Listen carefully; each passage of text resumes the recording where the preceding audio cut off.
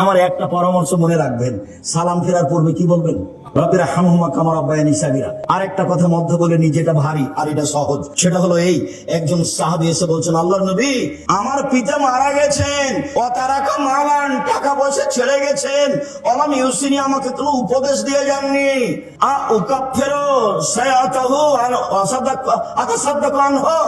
আমি যদি তার নামে দান করি তার পাপ মিটে যাবে কি?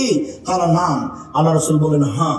তিনি বললেন না বড় পাপ, তিনি বললেন না ছোট পাপ, তিনি বললেন তুমি দান করলে তোমার বাপের নামে তোমার বাপের পাপ মিটে যাবে। আল্লাহ নবী, আমার মা হঠাৎ মারা গেছেন, লাউ তাকাল্লামাত তাসাদ্দাকাত, আমার মা কথা বলতে পারলে দান করতেন, আমি যদি আমার মায়ের নামে দান করি ওয়ালাহা সাওয়াব, তার কি নেকি হবে? আর নাম।